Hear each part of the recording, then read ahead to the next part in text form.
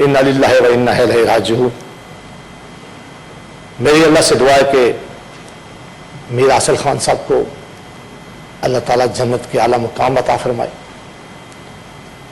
मैं ताज़ियत करता हूँ उनके वर्करों के साथ, उनके ख़ानदान के साथ, उनके पार्टी के लोगों के साथ, उनके दोस्तों के साथ। और यकीनन हासिल खान साहब एक ऐसी शख्सियत थी कि जिसने भी उनसे मुलाकात की है, उससे तल्लक रखा है, उनके साथ सियासी रफ़ाकत रखी है, उनके साथ सियासी जदोजहद की है, वो हर फर्द या अफराद आज अपना ज़ाती लाश समझते हैं, नुकसान समझते हैं कि वो कहते हैं कि हमारी फैमिली का, हमारा भाई, हमारा बड़ा आज हमसे बिछड़ गया। तो जनाब चेयरमैन जी, अल्लाह ताला कुछ लोगों के लिए ऐसा इनाम रखता है कि जाने के बाद लोग उनको इस तरह मिस करते हैं, इस तरह उनको याद करते हैं। इसमें भी कोई दूसरी बात नहीं है कि वह एक बहुत बड़े बाप के एक बड़े बेटे थे।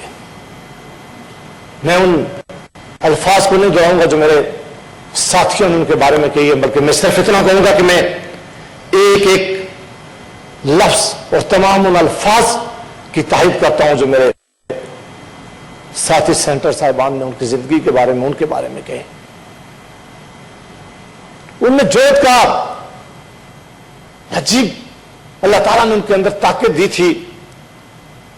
जब ये बीमारी के बिल्कुल शुरू के दिन थे और हमें पता चला कि वो आगा खान हॉस्पिटल में, और मैं और सईद मुशाहिद साहब दोनों कराची गए उनको मिलने के लिए, और उस दिन वो घर वापस आ गए थे और उनका बेटा हमें अंदर लेके गया, जिस कमरे में वो थे आए, हमारे पास बैठे, और हम दोनों को कहा कि यार आप बड़े अफसरदा लगे। हम ज़ाहिर इस बीमारी का हमें पता चला था, हमें उनके बेटे ने तफसील सारी बाहर बता दी थी। उन्होंने कहा था कि डॉक्टर क्या, और बड़ा उन्होंने क्या लगाया, और उन्होंने कहा कि ये बीमारी मुझे नहीं गिरा सकती, मैं इस पर सवारी करूंगा और इंशाल्लाह मैं ठीक रहूंगा और मैं इसका मुकाबला करूंगा। हाँ, एक बात उन्होंने जरूर कही कि मैं इतना जमाना मुझे कभी वक्त नहीं मिला कि मैं अपनी फैमिली के साथ, अपने बच्चों के साथ, और ठीक कहा जनरल तिरंजी साहब कि उनके घर जाकर मुझे यह एहसास हुआ है कि मैं आज कितने बड़े आदमी के घर आया हूं। ये अगर उनके को घर न जाता, उनको मिलता ना, तो मुझे शायद इतना बड़ा एहसास कभी ना होता कि ये साथ सारी बाकी के पीछे हमने अपनी सारी न कमिटमेंट छोड़ी है और ना अकीदा छोड़ा है, वो इससे अल्लाह ने उनको बेनियाज बनाया हुआ था। फिर उनके साथ पिछले 6 सालों में बहुत मुख्तलिफ मौके पर मुख्तलिफ मीटिंग्स में रही हैं। उनके अंदर एक बड़ा जज्बा था, वो और उस आवाज के साथ अपनी आवाज मिलाते थे जिसको या रियासत या रियासती अदारों या हुकूमतों, और या जिस तरह सरफराज बुख्ती ने कहा कि शख्सियत ने दबा के रखा हुआ था। एक बात उनमें मैंने बड़ी मुख्तलिफ देखी है। उन्होंने एक किस्सा मुझे सुनाया, वो किस्सा बाद में मैंने रजा रबानी साहब के साथ और मुशाहिद हुसैन सैयद साहब के साथ भी शेयर किया। उन्होंने कहा कि मेरे वालिद एक तवील अरसा हैदराबाद जेल में रहे। हमें, मेरे वालिद, उस वक्त एक बड़ी जमात थी जिस बाद में ये जमात तकसीम होकर, तो उन्होंने कहा कि पेशावर के अंदर एक जलसा हुआ, बहुत बड़े बड़े लोगों ने तकरीरें की। उन्होंने कहा कि मेरे वालिद ने फिर भी, उनके दिल में वो इस रियासत के लिए, इस मुल्क के लिए जज्बा रहा था जो पहले जेल जाने के बाद भी था, और इस तरह उन्होंने हमें बाहर भी एडवाइस की।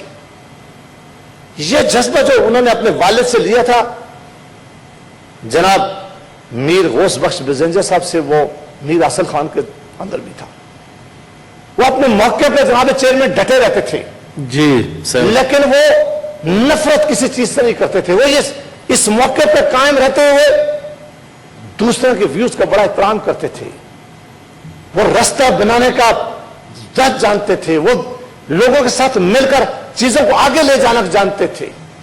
उन्होंने कभी अपने आप को किसी बंद गली की तरफ नहीं कहलाना देखा। उन्होंने कहा कि नहीं, जहां पाकिस्तान को जमहूरियत बनाना है, आइन पर बालादस्ती, आइन की बालादस्ती होनी चाहिए, अदारों की बालादस्ती वो आइन के ऊपर होनी चाहिए।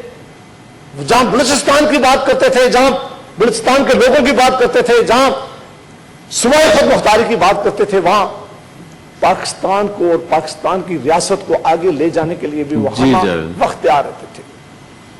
میری دعا ہے کہ جو مشن حاصل خان سب چھوڑ کے گئے، ان کی پارٹی بھی، ان کے ساتھی بھی، اور ہم سب بھی اس کمٹمنٹ کے ساتھ کریں جو حاصل خان بزنجر نے کیا ہے۔ بہت شکریہ جناب۔ سینیٹر ستارہ ایاز۔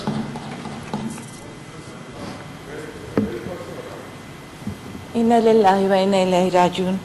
میر حاصل خان بزنجو اپنے والد کی طرح مظلوم قومیتوں کے حقوقی علمبردار تھے اور ایک قوم پرست سیاستدان تھے۔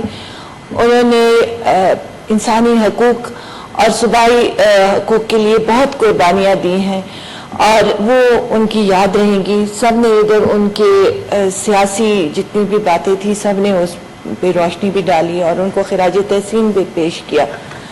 میرے ساتھ ان کا تعلق جو تھا ایک ہمسائے کا تھا، میرے ہمسائے تھے یہاں پہ لاجز میں، اور ایک بڑے بھائی کی طرح ہمیشہ ٹریٹ کیا، اور جو میں نے ان میں خوبیاں دیکھی ہیں وہ ایک بحیثیت ایک انسان کے، وہ یہی تھے کہ کبھی انہوں نے اپنے آپ کو لیڈر نہیں کہا۔ جب بھی وہ نیچے آتے تھے، کسی کی بھی گاڑی کھڑی ہوتی ہے بیٹھ جاتے تھے مجھے سینٹ تک چھوڑ دیں۔ کبھی انہوں نے یہ نہیں کہا کہ میرے ساتھ پورے کے پورے لوگ آئے اور میں ایک لیڈر ہوں، ایک پارٹی کو لیڈ کر رہا ہوں، کوئی اس طرح کی بات نہیں کی۔ سیم یہی چیزیں انہوں نے اپنے اولاد میں بھی ٹرانسفر کی۔ ان کا بیٹا بھی بالکل اسی طرح، ان کی پرورش جس طرح کی یا ان کی بیٹی جس طرح تھی، بالکل ملنگ لوگ۔ آپ کہہ نہیں سکتے تھے کہ وہ کبھی ایم این اے کتنی دفعہ رہے اور کتنی دفعہ سینٹ میں رہے، لیکن سب نے یہاں پہ بات کی۔ انہوں نے پیسہ نہیں بنایا لیکن عزت انہوں نے بنائی ہے، اسی لیے آج ان کو بہت اچھے الفاظ میں سب یاد کر رہے ہیں۔ آخر میں جو آخری یہاں پہ آئے اور میرے ساتھ ان کی ملاقات ہوئی تھی، مجھے یاد ہے وہاں پہ جو لفٹ کے پاس ان کی ایک عادت تھی کہ ہاتھ پکڑ کے بات کرتے تھے، تو وہ ہاتھ پکڑ کے مجھے اپنے ساتھ ہی وہ لفٹ تک لے کے گئے، تو مجھے کہتے ہیں تم خفا تو نہیں ہو؟ تو مجھے سمجھ نہیں آئی کہ کیا کہہ رہے ہیں۔ میں کہا میں کیوں خفا ہوں گی آپ سے؟ کہتے ہیں کل تم نہیں تھی تو میں نے فون کر کے، میرے مہمان آئے تھے، میرا کوک نہیں تھا، اور وہاں پہ میں نے کہہ دیا کہ جی یہ چیزیں بنا کے بھیج دیں۔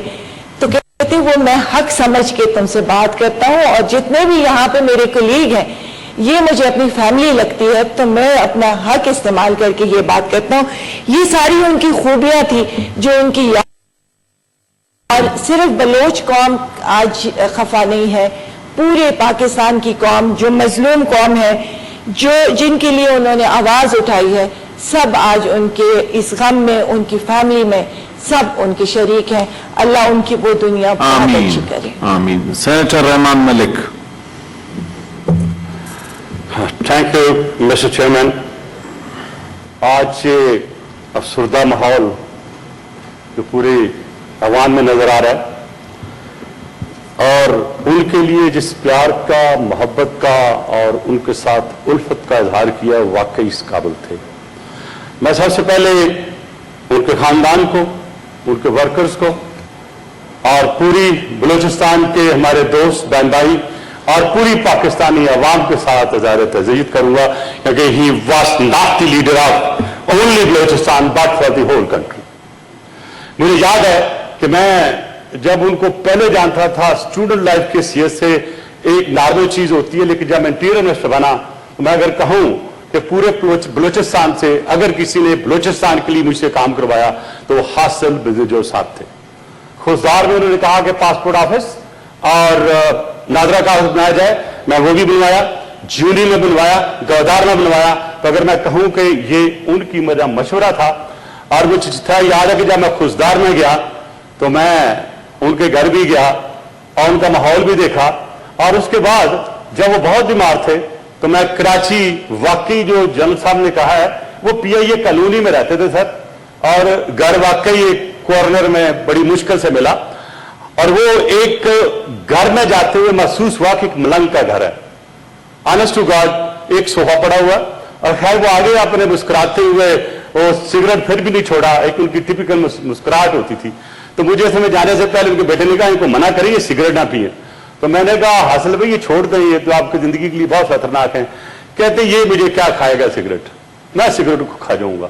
وہ ایک بڑے ہی مصمم ارادے والے انسان تھے، اور میں سمجھتا ہوں کہ خاص طور پہ انہوں نے جو کام بلوچستان میں پورے لوگوں کو ساتھ لانے کے لیے کنسنسس کا رول ادا کیا وہ بہت زیادہ تھا.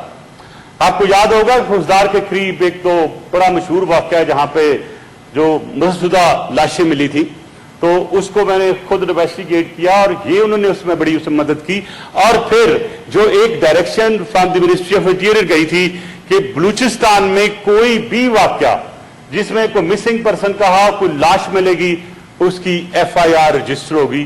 And that was the first time کہ وہاں پہ ایف آئی آر درج ہونی شروع ہوئی. اور میں وہ بھی ڈیڈیکیٹ کروں گا میرے دوست, میرے بھائی حاصل بزنجو صاحب کو.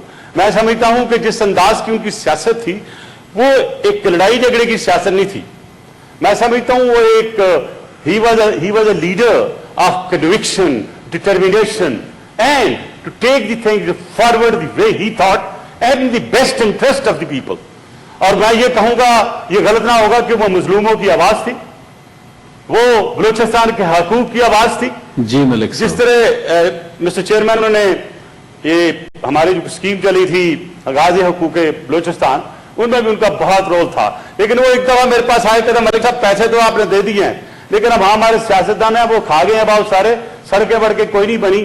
بہرحال یہ ان کا کام تھا کہ انہوں نے آگے نہیں کرنے دی. لیکن خاص طور پہ حاصل بزنجو صاحب کا اس میں رول بلوچستان کی بہتری لانے میں, وہاں پہ خاص طور پہ گوادار کے ارد گرد, خوزدار کے ارد گرد, اور جو لیڈرشپ بہت ناراض تھی آپس میں, اس کو بھی قریب لانے کا بہت اچھا موقع ملا. لاسٹ میں کہوں گا کہ اختر مینگل صاحب جب ہماری حکومت آئی تھی تو وہ جیل میں تھے, تو زرداری صاحب نے کہا کہ آپ, ایک میرے اور ہمارے کولیگ تھے, کہ آپ چلے جائیں اور ان کو بات کر کے وہاں سے چھوڑ دیں. میں وہاں گیا, جانے سے پہلے میں نے حاصل بزنجو صاحب سے بات کی اور میں انفارمیشن کا ان کا عالم بتاتا ہوں. انہوں نے کہا کہ یہ جو مینگل صاحب ہیں نا کیلے بار کبھی نہیں آئیں گے جب تک ان کے ورکر نہ جائیں گے, آپ ذرا یہ سوچ کے جائیے گا. اور واقعی جب میں گیا تو مینگل صاحب نے مجھے کہا کہ ملک صاحب میں اس وقت جاؤں گا جب میرا لاسٹ ورکر بھی جیل سے نکل جائے گا. جو ہم نے کیا, چھوڑے سارے ورکر, لیکن میں سمجھتا ہوں کہ ان کا تعلق بلوچستان کے علاوہ پاکستان کے ہر سیاستدان کے ساتھ تھا.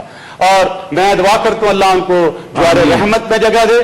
اور ہم سب نے جانا ہے دنیا فانی ہے. آج میں بول رہا ہوں, ہو سکتا کل میں نہیں ہوں, کل کوئی اور نہیں ہوگا. آئیں مل کر ایک ایسا کام کریں کہ لوگ یاد کریں ان, اور جیسے بیرسٹر سیف نے کہا ہے کہ جو آپ آج کرتے ہیں دنیا کل یاد کرتی ہے. آئے وہ اچھا کام کریں جس سے دنیا ہمیں یاد کرے. شکریہ. سینیٹر مولانا فیض